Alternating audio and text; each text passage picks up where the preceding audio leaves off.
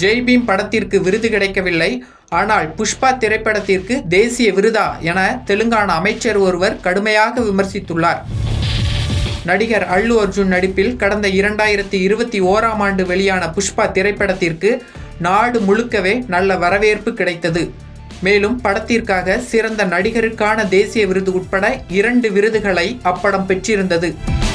இதனிடையே கடந்த டிசம்பர் 5ஆம் தேதி வெளியான புஷ்பா 2 திரைப்படம் 6 நாட்களில் 1500 கோடி ரூபாயை தாண்டி வசூலில் பெரும் சாதனை படைத்தது.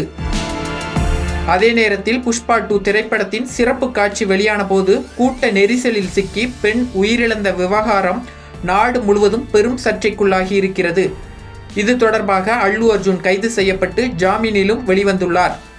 இது தொடர்பாக பேசிய தெலுங்கானா முதலமைச்சர் ரேவந்த் ரெட்டி கடுமையாக விமர்சித்திருந்தார்.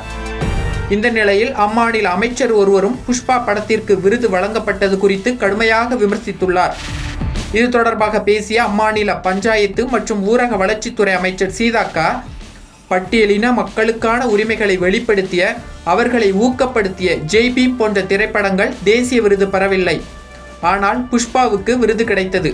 கடத்தலை தடுக்க முயற்சிக்கும் போலீஸ் அதிகாரியை வில்லனாக சித்தரிக்கிறார்கள், ஆனால் ஒரு கடத்தல்காரரை எப்படி ஹீரோவாக சித்தரிக்க முடியும்? இதுபோன்ற சித்தரிப்புகள் குற்ற செயல்களை மேலும் ஊக்குவிக்கும் என கடுமையாக விமர்சித்துள்ளார்.